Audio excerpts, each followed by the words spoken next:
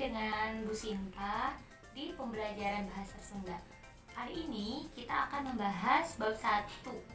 Nah, di bab 1 itu ada materi yang berjudul terjemahan. Nah, buat adik-adik yang belajar di rumah, kita mungkin buat adik-adik yang dulunya di SMP pernah belajar terjemahan, itu pasti udah tahu arti dari terjemahan itu apa.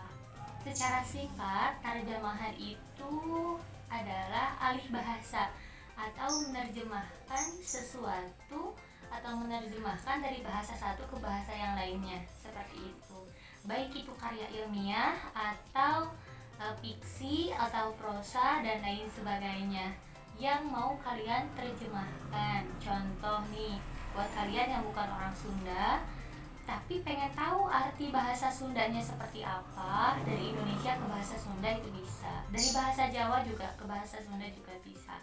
Nah, itu salah satu tujuan dari pembelajaran ini. Jadi kalian harus bisa menerjemahkan atau alih bahasa dari bahasa yang lain ke bahasa yang kalian inginkan, seperti itu. Nah, di dalam pembelajaran terjemahan ini itu ada kaidah-kaidahnya, ada 3. Yang pertama, ketika kalian mau menerjemahkan bahasa satu ke bahasa yang lainnya, yang pertama harus tahu isinya dulu. Jadi kalau misalnya kalian nggak tahu isinya, terus mau menerjemahkannya dari mana, kan nggak bisa ngarang ya. Nah, yang kedua, kalian harus tahu alurnya. Jadi nggak bisa tiba-tiba dari tengah ke akhir, atau dari pengen akhirnya aja atau pengen awalnya aja. Itu nanti substansi isinya juga nggak akan nyampe gitu. Nah, makanya harus tahu alurnya dulu. Yang ketiga, kalian boleh menerjemahkan sesuai Bu, saya mau udah tahu ini artinya ini, tapi tidak boleh ngarang. Jadi memang harus sesuai sama arti yang sebenarnya, seperti itu ya. Jadi ada 3 kaidah dalam terjemahan. Nah, dari kaidah-kaidah ini, gimana caranya biar kalian tuh bisa menerjemahkan dan tidak lupa ke 3 kaidah ini? Yang pertama, kalian itu otomatis ketika mau menerjemahkan satu karya nih ya, misalnya, itu harus dibaca dulu. Kalau misalnya kalian suka ngebaca cerita, misalnya nih, suka baca cerita dalam bahasa Inggris atau storytelling. Nah, di dalamnya itu bisa kalian baca dalam hati atau memang dilafalkan, itu bebas sesuai dengan keinginan kalian.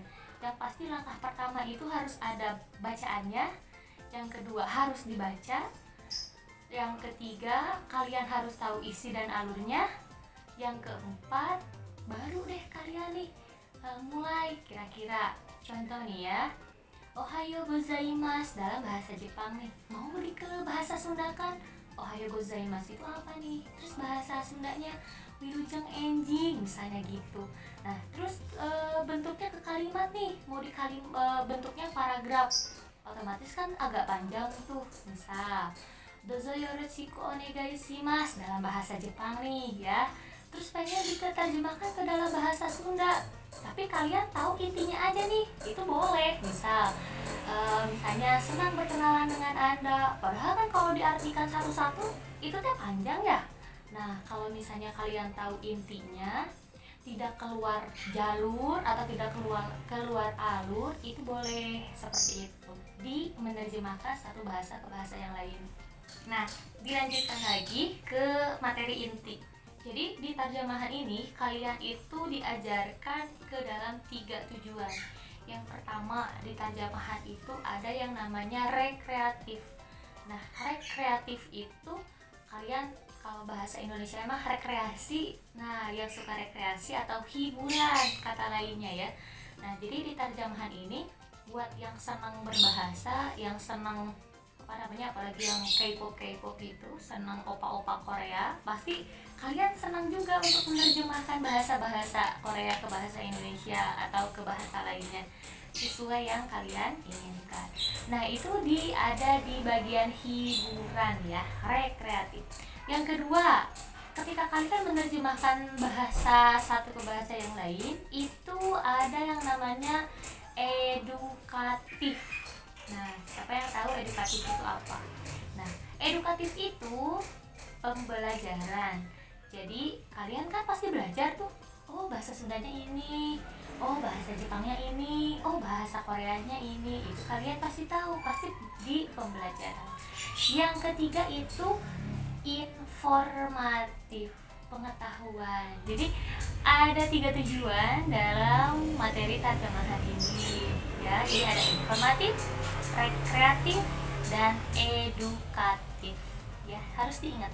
Jadi nanti kalau ada kuis, ada pertanyaan dari ibu buat adik-adik yang ada di rumah, yang sedang belajar di rumah nih, itu harus ingat apa aja nih kira-kira yang bisa didapatkan di materi terjemahan ini ya. Nah, kita lanjutkan lagi. Sebelum ke kuis, ibu bakal ngingetin ke kalian yaitu kaidah-kaidah kebahasaan yang ada di dalam terjemahan. Anu kahiji, nah pakai bahasa Sunda ya. Anu kahiji, maham eusi teks. Jadi harus memahami teks yang kalian baca. Perhatikan galur carita. Nah, anu kudah dipahami. Nah, untuk kuisnya, jadi kalian coba bisa di internet atau di televisi, di koran, majalah, atau LKS atau bahan ajar yang lainnya. Kalian cari satu cerita atau minimal nih 4 paragraf, boleh dari bahasa apapun tapi diterjemahkan ke dalam bahasa Sunda. Misal ada dongeng si Kabayan atau ada cerita Malin Kundang dalam bahasa Indonesia, terus kalian bisa diartikan ke dalam bahasa Sunda ya. Nah, contohnya kayak gitu. Misal ibu bikin satu kalimat, suatu hari ada seekor buaya sedang menunggu mangsanya di pinggir sungai. Satu kalimat. Kalau misalnya diterjemahkan ke dalam bahasa Sunda, dina waktos enjing-enjing aya sakadang buaya nuju ngantosan mangsa atanapi urangana keur didahar ku anjeunna. Nah, itu kalian bisa seperti itu ya. Itu contoh minimal 4 paragraf kebanyakan ya, atau 2 paragraf aja, minimal 2 paragraf dari bahasa lain diterjemahkan ke dalam bahasa Sunda. Terima kasih atas perhatiannya, semoga ilmunya bermanfaat. Jangan lupa kuisnya juga dikerjakan dan nanti dikumpulkan nilai pertama nih. Yo, first time dinilai di semester 1 nih ya, makanya harus dikumpulkan. Nah, terima kasih. Wilujeng siang, sadayana atur nuhun. Wassalamualaikum warahmatullahi wabarakatuh.